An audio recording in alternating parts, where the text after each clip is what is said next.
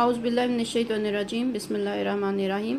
आज हम सबक नंबर 12 पढ़ेंगे, जिसका उन्वान है हड़प्पा के कदीम आसार। आज मेरा 10 नवंबर 2020 का दिन है और ये हमारी फ़ेज़ नंबर 5 स्टार्ट हो चुकी है। तो मुझे उम्मीद है इंशाल्लाह सब बच्चे अपने फ़ेज़ 5 का काम स्टार्ट कर चुके होंगे, याद करना भी और लिखना भी। तो अस्सलाम वालेकुम प्यारे बच्चों, ये आपकी उर्दू की चहारम जमात है और आज जुमेरात 10 नवंबर 2020 का दिन है। उम्मीद है सब बच्चे अपने अपने घरों में खैर आफियत से होंगे। अल्लाह ताला आपको अपने हिफ्ज़-ओ-अमान में रखे। मैं आपकी मौलमा पाकिस्तान ओवरसीज़ दुख्तरान मिल्लत हायर सेकेंडरी स्कूल मंडीर से आपको आज के सबक में खुशामदीद कहती हूँ। सबक का बाकायदा आगाज़ करने से पहले आज की अच्छी बात हमारे प्यारे नबी रसूलुल्लाह सल्लल्लाहु अलैहि वसल्लम ने इरशाद फरमाया, मुसलमान को गाली देना गुनाह और इससे लड़ाई करना कुफ्र है। तो प्यारे बच्चों, इस बात से हमें ये पता चलता है कि गाली देना कितना बड़ा गुनाह है। इसके बारे में मैं आपको हज़रत अली रज़ी अल्लाह अन्हा का कौल बताना चाहती हूँ। उन्होंने फरमाया कि जो मुसलमान अपने किसी दूसरे मुसलमान भाई को गाली देता है तो वो उसकी कब्र में एक बिच्छू पैदा हो जाता है। तो प्यारे बच्चों, आपको इस बात का तो पता ही है, बच्चे अक्सर एक दूसरे लड़ते हुए एक दूसरे को गाली दे देते हैं, तो वो कितनी बुरी बात है। तो आपको अंदाज़ा ही नहीं इस बात का कि आपकी एक छोटी सी लड़ाई के बाद एक गाली दे देने से आपकी कब्र में मरने के बाद आपको कितना बड़ा अजाब मिलने वाला है। कि एक अगर बच्चा किसी बच्चे को दूसरे को गाली देता है या बड़ा, तो उस इंसान की कब्र में एक बिच्छू पैदा हो जाता है एक दफ़ा एक किसी को गाली देने से। तो आप खुद अंदाज़ा लगाएं कि आप अपने लिए कितना बड़ा अजाब पैदा करते हैं। तो प्यारे बच्चों, आपने ये बात याद रखनी है, जब भी आप किसी से लड़ाई झगड़ा हो तो लड़ाई झगड़ा कोशिश करें कि ना हो, क्योंकि लड़ाई करना भी कुफ्र है और गाली देना बहुत बड़ा गुनाह है। तो कोशिश किया करें कि आप दूसरे लोगों को तंग ना करें, उनसे लड़ाई ना करें, झगड़ा ना करें जिससे आपको लड़ना पड़े और आपको गाली देने की नौबत आए। तो प्यारे बच्चों, माफ़ करना बहुत अच्छी बात है, लेकिन आप सब्र और हौसले के साथ किसी से बात करेंगे तो आपको किसी को गाली देने या लड़ने की भी ज़रूरत नहीं पड़ेगी। मुझे उम्मीद है आप इस बात को याद रखेंगे कि गाली देने से पहले आप ये ज़रूर सोचेंगे कि हज़रत अली ने क्या फरमाया है कि उस इंसान की कब्र में एक बिच्छू पैदा हो जाता है जो दूसरे इंसान को गाली देता है। ये थी हमारी आज की अच्छी बात। अब हम सब का बाकायदा आगाज़ करने लगे हैं।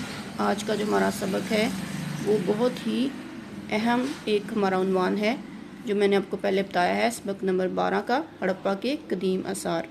तो प्यारे बच्चों, हड़प्पा जो शहर है वो पाकिस्तान का एक बहुत ही कदीम शहर है। कदीम का मानी है पुराना, और इसके जो आसार हैं, आसार का मानी है निशानियाँ, यानी इसके जो आसार हैं हड़प्पा के वो बहुत ही पुराने हैं। और ये एक इसको आप ये कह सकते हैं कि ये एक बहुत ही ऐसा पुराना शहर है जो कि 5000 साल पहले आबाद था।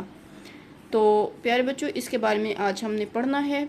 तो इससे पहले मैं आपको बता दूं कि पाकिस्तान के और भी बहुत से तारीख़ी मकामात हैं जिनकी आपने सैर भी की होगी और आपने उनको देखा भी होगा, सुना भी होगा। तो आज हम भी इसी तरह जिस शहर की बात करने जा रहे हैं ये हड़प्पा है। यानी हड़प्पा पाकिस्तान का जो सबसे बहुत ही पुराना और कदीम शहर है। तो इसके बारे के जो आसार हैं, इनसे पता चलता है कि यहाँ के जो माहिरीन की तहकीक है उसके मुताबिक पता चलता है कि ये जो है, इसके आसार जो दरियाफ्त हुए थे वो साहिवाल से तकरीबन 35 किलोमीटर के फासले पर है वाक़या है। और माहिरीन की तहकीक के मुताबिक ये शहर 5000 साल पहले आबाद था और फिर तबाही का शिकार हो गया। और ये 1920 में माहिरीन आसार कदीमा की एक टीम ने दरियाफ्त किया था। इनकी तहकीक के मुताबिक, इसकी तहकीक जो थी उनके मुताबिक ये शहर जो बहुत ही मुनज़्ज़म तरीके से बताया गया था, क्योंकि यहाँ पे गले का गोदाम, फसील, घरेलू सामान, मुजस्मे और घरेलू सामान की इस्तेमाल की चीज़ें और मुख्तलिफ़ किस्म की मोहरें, ज़ेवरात वगैरह और अजायबगार दरियाफ्त हुआ और एक वसी कब्रिस्तान भी। और इसके अलावा इसके अंदर एक 9 गज़े बुज़ुर्ग की कब्र भी दरियाफ्त हुई थी। तो प्यारे बच्चों, ये सारी तफसीलात हम अपने सबक में भी पढ़ेंगे, इसलिए इतना ही काफ़ी है। बाकी अब हम देख लेते हैं इसके अहम अल्फाज। इसके अहम अल्फाज जो हैं वो जो आपको नज़र आ रहे हैं, इसके अलावा और भी आएंगे जो मैंने ख़त कशीद किए होते हैं। आपको पता ही है कि मैंने سرخ رنگ سے خط کشید کیے ہوتے ہیں تو وہ بھی اہم الفاظ ہوتے ہیں جو آپ نے یاد کرنے ہوتے ہیں۔ ابھی جو اہم الفاظ ہیں وہ ہیں گفتگو، فارغ، روشناس، منتخب، پھاٹک۔ یہ اس کے 5 اہم الفاظ میں نے نکالے ہیں۔ اس کے علاوہ باقی اور بھی الفاظ بھی آئیں گے جو ہم نے ریڈنگ کے دوران پڑھنے ہیں۔ تو چلیں ہم اب ریڈنگ کا آغاز کرتے ہیں۔ مارچ کا دوسرا ہفتہ تھا، بچے امتحانات سے فارغ ہو چکے تھے۔ امتحانات کا لفظ خط کشید کیا ہوا ہے، آپ کو نظر آ رہا ہوگا، اس کو بھی آپ نے یاد کرنا ہے۔ احسن اپنے ابو وقار احمد اور ماموں کے ساتھ لاہور سے ہڑپا کے لیے روانہ ہوا۔ احسن اور عالیہ اپنے ماموزاد سہیل اور شفیق کے ساتھ گاڑی میں بیٹھے نہایت خوشی سے ہر آنے جانے والی جگہ کے بارے میں بات چیت کر رہے تھے۔ 3 گھنٹے کے سفر کے بعد ماموں نے بچوں کو بتایا کہ ہم ساہیوال شہر پہنچ گئے ہیں اور کچھ ہی دیر میں ہم ہڑپا پہنچ جائیں گے۔ عجائب گھر پہنچتے ہی احسن کے ابو نے ایک گائیڈ کی خدمات حاصل کی۔ گائیڈ رہنمائی کرنے والا جس نے انہیں بتایا کہ کون سی چیز کہاں پہ ہے اور آثار قدیمہ کے بارے میں ان کو معلومات فراہم کی۔ گائیڈ نے انہیں بتایا کہ شہر میں 1920 میں ماہرین آثار قدیمہ کی ایک ٹیم نے دریافت کیا تھا۔ اس ٹیم کا مقصد صرف کچھ قدیم چیزوں کا حصول تھا۔ یہ بات ان کے وہم و گمان میں بھی نہیں تھی کہ اس شہر سے ایک پورا شہر دریافت ہو جائے گا۔ بچے گائیڈ کی بتائی ہوئی معلومات کو دلچسپی سے چھوٹی چھوٹی ڈائریوں پر لکھ رہے تھے۔ ہڑپا کے آثار پر تحقیق کرنے والے ماہرین کے مطابق یہاں لوگوں نے انسانی تہذیب میں سب سے پہلے لکھنا پڑھنا شروع کر دیا تھا۔ احسن نے گائیڈ سے پوچھا، انکل یہ لوگ کون سی زبان لکھتے پڑھتے تھے؟ گائیڈ نے بتایا، یہ تو ابھی معلوم نہیں ہو سکا کہ وہ کون سی زبان میں بات کرتے یا لکھتے تھے، تاہم وہ زبان مٹی کے ٹھیکروں دھات کے ٹکڑوں پر لکھی ہوئی دیکھی جا سکتی ہے۔ گائیڈ: جی ہاں، محکمہ آثار قدیمہ نے ہڑپا کے آثار کو 7 حصوں میں تقسیم کیا: ایک عجائب گھر، دوسرا مدفن آرا، تیسرا مدفنیج، چوتھا کھدائی شدہ حصہ، 5واں حصہ فسیل، چھٹا 9 گز بزرگ کی قبر اور 7واں حصہ غلے کے گودام پر مشتمل ہے۔ گائیڈ نے مزید بتایا کہ کھدائی کے دوران میں یہاں ایک وسیع قبرستان بھی دریافت ہوا ہے۔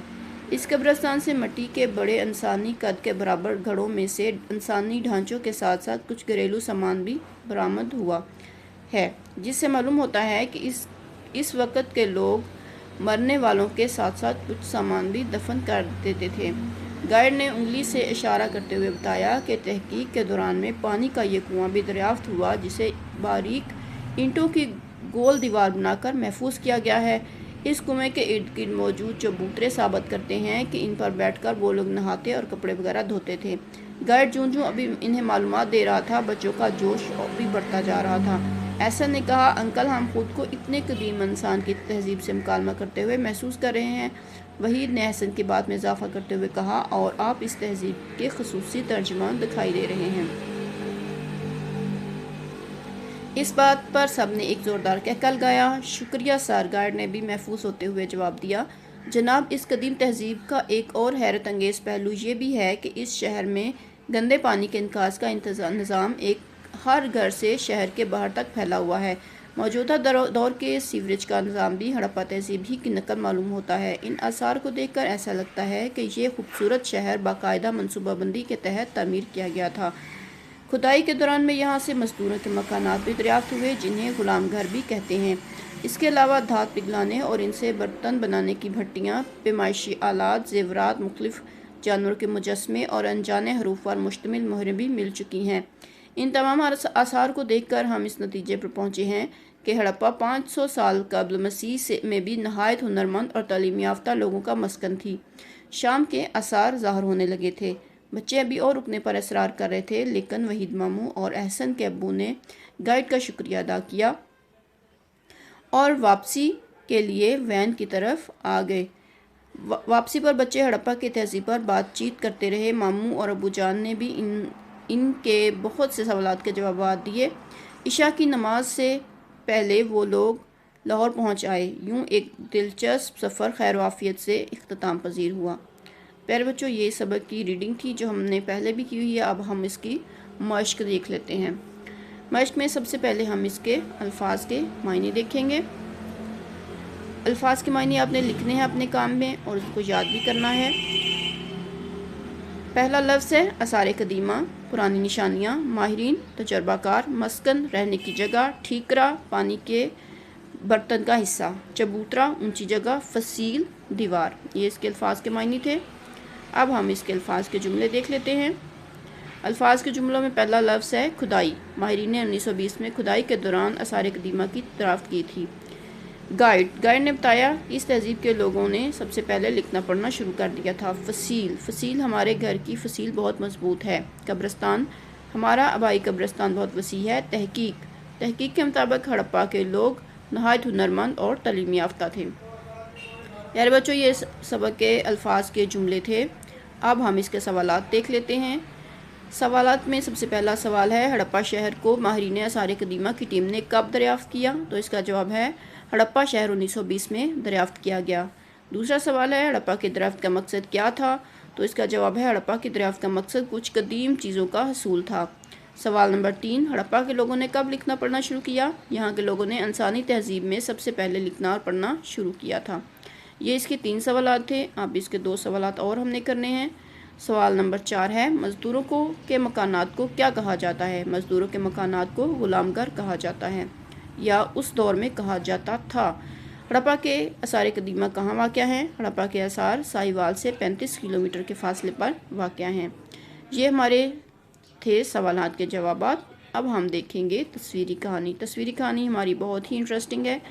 آپ نے یہ نشان یقیناً دیکھا ہوگا ان دنوں 6 ستمبر پہ۔ جی ہاں، یہ ہماری پاک آرمی، پاک فوج کا نشان ہے۔ تو آج ہم اسی کے بارے میں بات کریں گے تصویری کہانی میں۔ پاک آرمی، ہماری پاک آرمی کا نشان ہے۔ ہماری پاک فوج کا شمار دنیا کی سب سے بہترین افواج میں ہوتا ہے۔ ہماری پاک فوج کے 3 شعبے بری، بحری اور فضائیہ ہیں۔ تمام شعبے اپنے اپنے کام میں مہارت رکھتے ہیں۔ ہماری پاک فوج بہت بہادر اور نڈر ہے۔ یہ ہماری سرحدوں کی حفاظت کرتے ہیں۔ اللہ ہماری فوج کو دنیا کے ہر محاذ پر کامیاب کرے، آمین۔